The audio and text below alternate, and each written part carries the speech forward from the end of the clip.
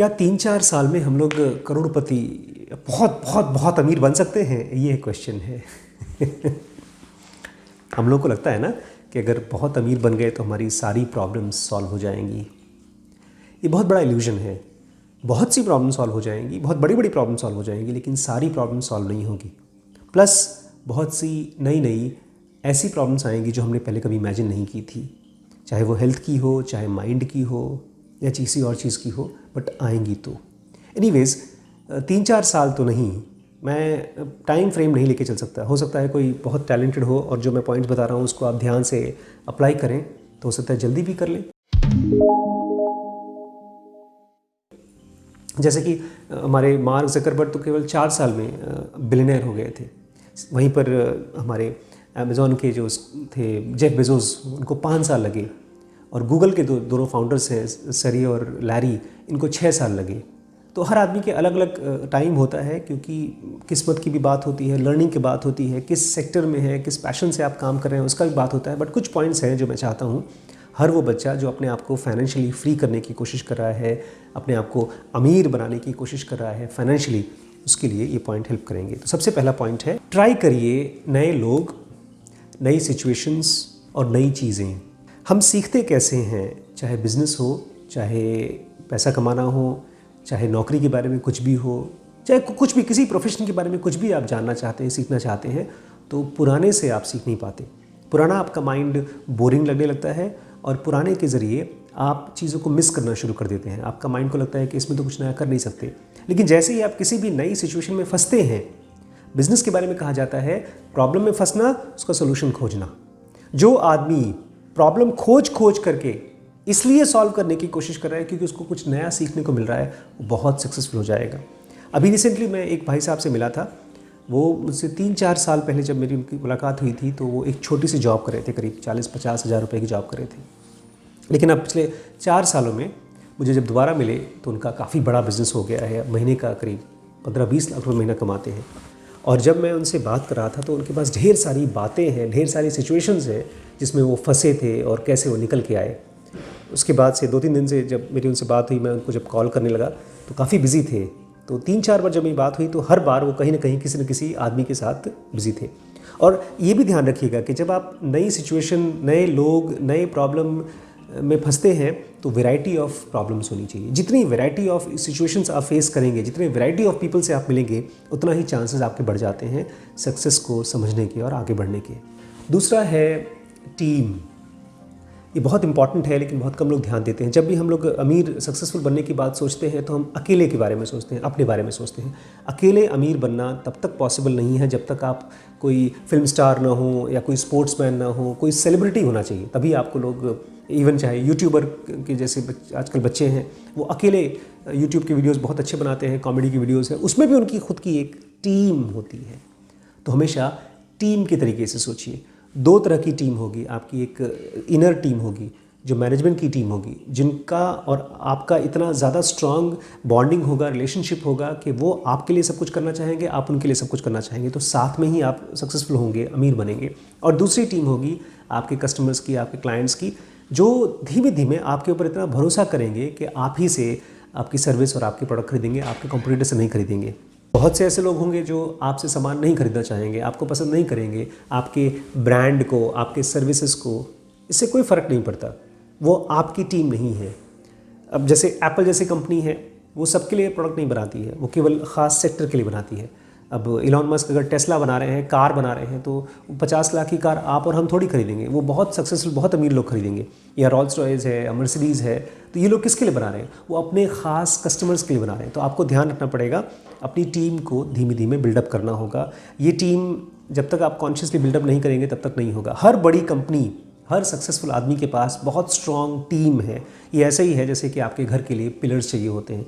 एक खंबे के ऊपर घर नहीं बनता, उसके लिए ढेर सारे पिलर्स चाहिए होते हैं। ऐसे ही हर एक सक्सेसफुल बिजनेसमैन के लिए उसकी एक स्ट्रॉन्ग टीम होनी चाहिए। तीसरा पॉइंट है, आपको अगर बहुत सक्सेसफुल बनना है तो डोमेन के स्पेशलिस्ट बनिए। किसी न किसी डोमेन को पकड़िए और उसके बारे में बहुत गहरी जानकारी, केवल शाब्दिक नहीं, एक्सपीरियंशियल होना चाहिए।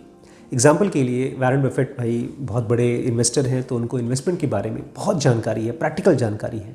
ऐसे ही स्टीव जॉब्स को बिज़नेस के बारे में और ख़ास तौर से मार्केटिंग के बारे में जितनी गहरी इंसाइट्स उनको मार्केटिंग के बारे में थी उसको बहुत कम लोगों को थी।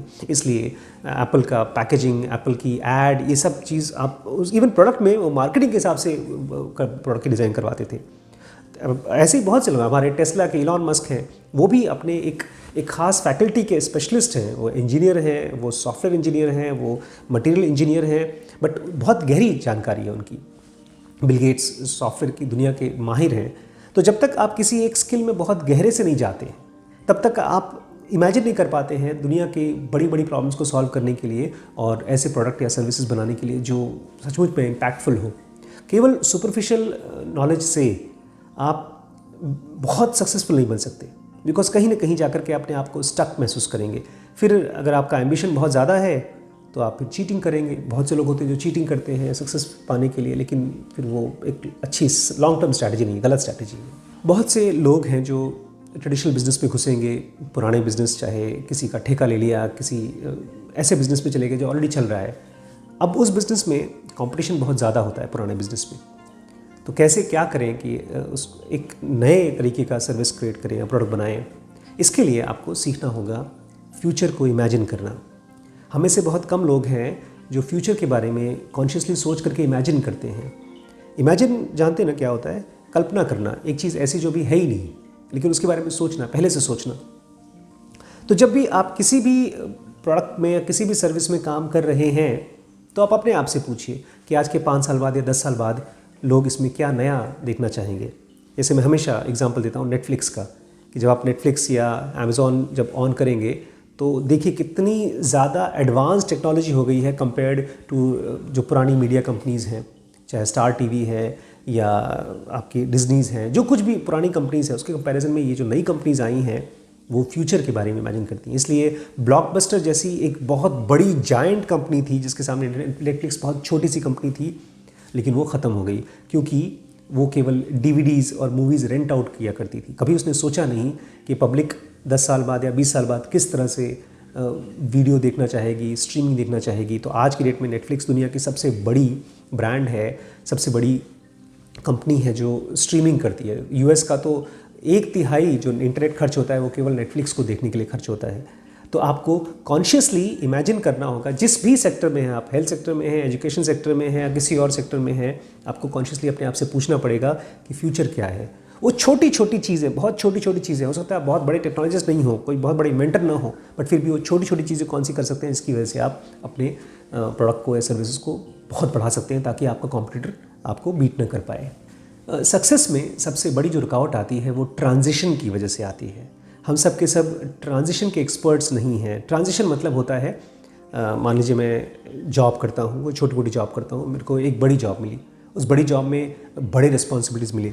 पहले मैं ऑर्डर लेता था, अब मुझे ऑर्डर देना पड़ रहा है। पहले मैं अकेले, लेट्स से मैं सेल्स टीम में हूँ, मैं सेल्स का काम करता हूँ, अपने बॉस को रिपोर्ट करता हूँ। फिर मेरे को 4-5 लोग दे दिए गए हैं, उनको मुझे सेल्स का हेड करके उनको समझाना है, उनसे मार्केटिंग करानी है। तो ये ट्रांजिशन है। ऐसे ही मान लीजिए आप अकेले हैं, आपकी शादी होती है तो एक ट्रांजिशन का फेज़ है। आप शादीशुदा हैं, अब आपके घर में बच्चा आता है तो ये ट्रांजिशन का फेज़ है। मान लीजिए आपकी अपनी खुद की बहुत सक्सेसफुल जॉब चल रही है, एक बड़ी कंपनी में जॉब कर रहे हैं, लेकिन अब आप बिज़नेस में शिफ्ट करें तो इसको ट्रांजिशन का फेज़ बोलते हैं।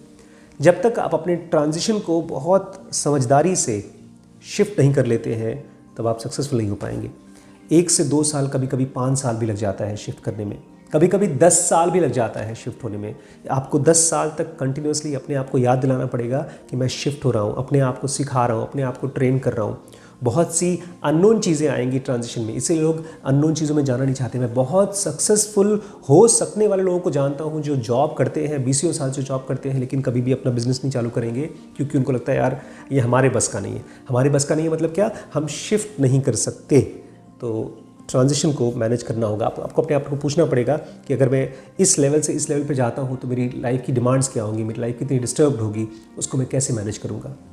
अगर आप बिज़नेस खड़ा करना चाहते हैं, बहुत अमीर बनना चाहते हैं, तो ख़ुद तो अपने आप को सिखाएंगे ही सिखाएंगे, लेकिन उससे भी ज़्यादा इम्पॉर्टेंट है कि आप अपने नीचे के जो स्टाफ मेम्बर्स हैं उनको कैसे ट्रेन कर सकते हैं। अभी रिसेंटली मैं एक हॉस्पिटल गया था, बहुत नया हॉस्पिटल बनाया, करीब 6 महीने पुराना हॉस्पिटल, बहुत अच्छा हॉस्पिटल चल रहा है, लेकिन डॉक्टर साहब को दिक्कत हो रही है, बिकॉज वो खुद तो बहुत अच्छे डॉक्टर हैं, उनकी वाइफ है, लेकिन जैसे जैसे पेशेंट लोड बढ़ रहा है, पैसा कमा पा रहे हैं, वैसे वैसे काम भी बहुत बढ़ता जा रहा है और उनके स्टाफ आए दिन छोड़ के भाग जाते हैं। कह रहे थे कि मैं क्या करूं कि स्टाफ टिके। इसके लिए आपको कॉन्शियसली अपने स्टाफ पर काम करना होता है, उनको ट्रेन करना होता है। एक बहुत बड़े सक्सेसफुल बिजनेसमैन से मैंने सुना था, बोले थे कि जब तक आप अपने स्टाफ को बेटर करियर अपॉर्चुनिटी नहीं दे देते हो, करियर का ग्रोथ नहीं देते हो, तब तक वो आपके साथ नहीं टिकेंगे। हर आदमी चाहता है ग्रोथ करने के लिए, और ये चीज़ मैंने देखी। डिफरेंस देखिए, एक रिसेंटली एक हमारे फ्रेंड हैं, उनकी कंपनी में मुश्किल से 50 लोग काम करते हैं। उससे एक बड़ी कंपनी है जिसमें करीब 2000 लोग काम करते हैं, और उससे भी एक बहुत बड़ी कंपनी है अमेज़ॉन, जिसमें कि लाखों लोग काम करते हैं। तो ये जो ट्रांजिशन है एक 50 और 2000 और 2 लाख में, ये क्या डिफरेंस है? ये ट्रेनिंग का डिफरेंस है। जो लोग अपने टीम को ट्रेन करने के लिए सबसे, मतलब ये सोच लीजिए कि आपकी कंपनी है ही नहीं, आपकी कॉलेज है, आप सिखाने के लिए बनाया है आपने। जब आपकी ट्रेनिंग बहुत स्ट्रांग होगी तो हो सकता है 10 लोग आपके साथ काम करते हैं, 3 निकल जाएंगे, 7 बचेंगे, या शायद 7 निकल जाएंगे, 3 बचेंगे, लेकिन वो 3 बाकी लोगों को ट्रेन करेंगे। तो आपके पास एक ट्रेनिंग का मॉड्यूल बहुत स्ट्रांग होना चाहिए, और ये चीज़ अमेज़ॉन, गूगल जैसी कंपनीज बहुत अच्छे से करती हैं। अभी मुझे रिसेंटली कोई बता रहा था, उनका बेटा गूगल में है, तो गूगल केवल 2 साल तक अपने एम्प्लॉयज़ को ट्रेन करती है अपनी कंपनी के लिए। तो क्या आपके पास अपने ऑर्गेनाइजेशन के लिए, पहले खुद के लिए और उसके बाद अपनी टीम के लिए ट्रेनिंग मॉड्यूल है कि नहीं? आजकल 2 चीज़ों को हम लोग बहुत ध्यान से पढ़ने की कोशिश कर रहे हैं। एक तो बिग डाटा। मैं अमेज़ॉन की सीरीज़ बना रहा हूँ WBX में, बहुत डिटेल सीरीज़ है, ऑलमोस्ट 100 वीडियोज़ की सीरीज़ है। मेरा तो दिमाग फट रहा है उस कंपनी को पढ़ के। ऐसा लग रहा है जैसे कि मैं बिज़नेस को नहीं पढ़ रहा हूँ, मैं किसी बहुत तेज़ चलने वाली स्पीड ट्रेन को पढ़ रहा हूँ, जो कि हमारे सामने ज़ुप करके चली गई है। पिछले 25-30 सालों में अमेज़ॉन ने क्या किया, कैसे किया, और कैसे दुनिया को सारी बड़ी बड़ी कंपनीज़ को बीट कर दिया। वो कैसे किया? वो है बिग डाटा और आर्टिफिशियल इंटेलिजेंस की मदद से। अगर ये 2 चीज़ें आपको समझ में नहीं आती हैं तो आप अगली जनरेशन की जो कंपनीज़ है वो नहीं बना सकते हैं। आप बना लेंगे, कंपनीज़ ख़त्म कर देंगे। बड़ी बड़ी कंपनीज़ जो आर्टिफिशियल इंटेलिजेंस के हिसाब से चल रही हैं, वो ऐसी सेक्टर को ब्रेक कर रही हैं जो लोग पता भी नहीं चल रहा है। पुरानी जो सेक्टर्स हैं मीडिया की, बड़ी बड़ी कंपनीज़ के नीचे से बिज़नेस ख़त्म होकर चला जा रहा है। अपने आप को इन 2 शब्दों से ओरिएंट कराइए। बिग डाटा कैसे? अगर आपके पास कस्टमर्स हैं 1000, 2000, 5000, 10000, तो उनसे मिलने वाले डाटा को कैसे आप समझेंगे, और उसको समझने के लिए आप केवल नहीं, आपकी कंपनी का आर्टिफिशियल इंटेलिजेंस कैसे काम करेगा। मुझे पता है बहुत मुश्किल टॉपिक्स हैं, लेकिन धीमे धीमे अगले 1 महीने में, 2 महीने में, 6 महीने में, चाहे साल भर में, 2 साल में या 3 साल में आपको इन दोनों के साथ बहुत कंफर्टेबल होना पड़ेगा। जैसे गाड़ी चलाने में कंफर्टेबल होते हैं, ऐसे ही बिग डाटा और आर्टिफिशियल इंटेलिजेंस, अगर इन दोनों को आप नहीं पकड़ कर सीखते हैं तो आप बिज़नेस नहीं कर सकते, नहीं सीख सकते नेक्स्ट जनरेशन की बिज़नेस। पुरानी दुकानें चलती रहेंगी, धीमे धीमे थोड़ा बहुत कमाते रहेंगे, लेकिन जिसको आप कहते हैं ना बहुत अमीर बनना है, उसके लिए तो ये सीखना पड़ेगा। देखिए, कोशिश करेंगे तो अमीर बनेंगे, सक्सेसफुल होंगे, इसमें कोई डाउट नहीं है। गिव अप मत करिएगा, लगे रहिएगा, समझने की कोशिश करिएगा। हर अपॉर्चुनिटी में जहाँ कहीं पर भी थोड़ा भी लॉस हो, उसको देखिएगा कि क्या उसने सिखाया है आपको, और हर एक एफर्ट को, जहाँ पर भी आप पैसा लगाएंगे, पैसे को एकदम चिंदी जैसे बहुत कंजूस की तरह यूज़ करिएगा। अमेज़ॉन ऐसे ही काम करती है, सारी बड़ी बड़ी कंपनीज ऐसे ही काम करती हैं। हमको लगता है देख करके वो बहुत बड़ी कंपनी है, वो बहुत आराम से पैसा खर्च करती होगी, ऐसा बिल्कुल नहीं है। वो एकदम पकड़ कर रखती है पैसे को। लेकिन जहाँ कहीं पर भी आपका पैसा लॉस होता है तो अपने आप से पूछिए कि मैंने क्या सीखा है। और सबसे इंपॉर्टेंट है, इसको अगर आप समझना चाहते हैं तो अपने माइंड को लॉस और फेलियर्स से, प्रोसेस से हटाइए, क्योंकि हर एक सिचुएशन आपको कुछ न कुछ सिखा सकती है। लेकिन अगर आप अपने आप को केवल सक्सेस और जीत के लिए रखेंगे, प्रिपेयर करेंगे, और लॉस हो जाएगी तो आप परेशान हो जाएंगे। इसलिए मैं आपको सजेस्ट करूंगा, जितना रेगुलरली अपने आप को मेडिटेशन के साथ रूबरू कर सकें, अपने आप को ओरिएंट करा सकें, समझने की कोशिश करिए कि ये माइंड का प्रोसेस कैसे काम करता है। पैसा बहुत खतरनाक चीज़ है, ड्रग्स की तरह है। हमारे ब्रेन में जहाँ ड्रग्स जाकर के ट्रिगर करता है ब्रेन के सेल्स को, वही सेल्स पैसे से भी ट्रिगर होते हैं। पैसा आएगा तो बहुत पागलपन हो जाता है, एकदम हाई हो जाता है। ऐसे ही पैसा जाता है तो आदमी पागल हो जाता है, बहुत ही डिप्रेशन में चला जाता है। इसलिए अपने आप को अपनी सक्सेस से अलग रखने की कोशिश करिएगा। कमाइए, खूब काम करिए, खूब लाइफ को एंजॉय करिए, लेकिन अपने सेल्फ को, अपने ईगो को, अपने आइडेंटिफिकेशन को ये मत मानिए कि मैं इतना अमीर हूँ या इतना गरीब हूँ, नहीं तो कुछ सीख नहीं पाएंगे।